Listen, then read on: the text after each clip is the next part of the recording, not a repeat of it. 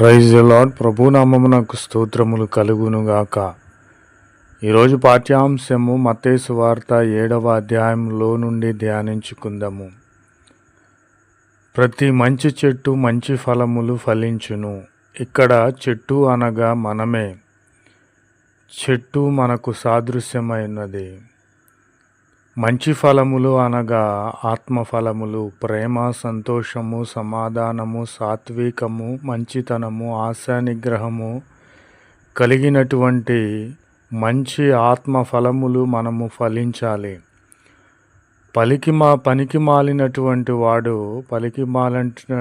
వారు పాపము చేయవారు, వ్యభిచారం చేయవారు, విగ్రహారాధన చేయవారు, ధనాపేక్ష కలిగిన వారు ఆత్మఫలములు ఏమాత్రము కూడా ఫలించరు. మంచి చెట్టు ఎప్పుడూ కూడా, మంచివాడు ఎప్పుడూ కూడా కాని ఫలములైనటువంటి పాపము, వ్యభిచారము, విగ్రహారాధన, కాముకత్వము, ధనాపేక్ష ఏమాత్రము కూడా అనేటువంటి కాని ఫలములు ఫలించడు.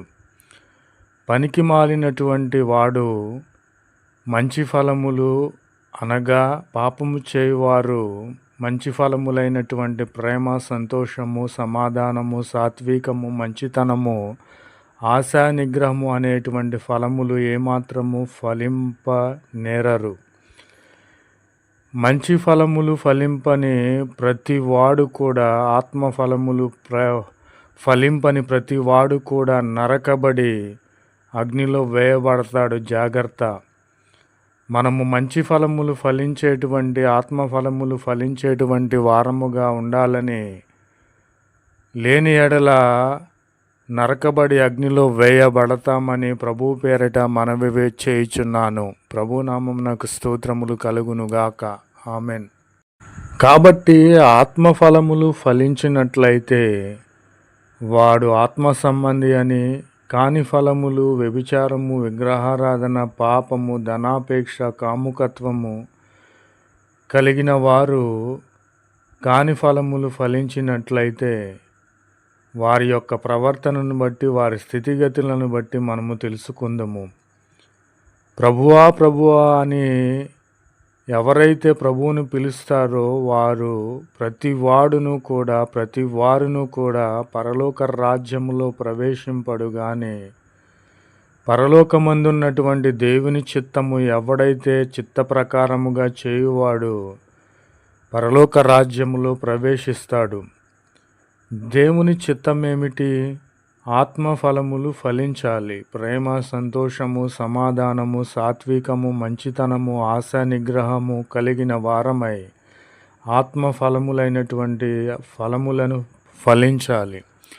అంతేగాని మనము కాని ఫలములైనటువంటి వాటిని ఫలించిన ఎడల మనము నరికి అగ్నిలో వేయబడతాము.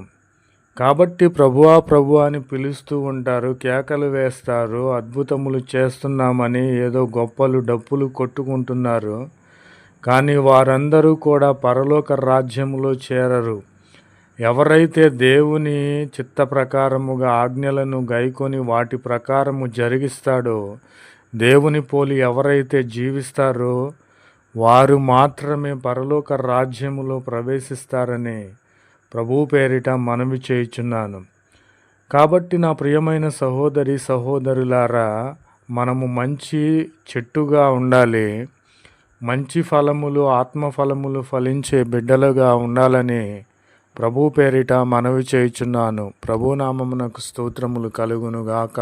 Amen. Praise the Lord. Word of God. మత్తయి chapter 7.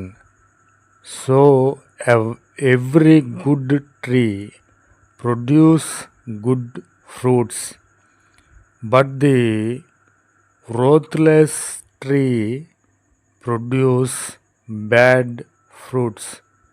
A good tree cannot produce bad fruits, nor a worthless tree produce good fruits. Every tree not produce good fruit, it is cut down and cast to the fire. By their fruits then surely ye shall know them.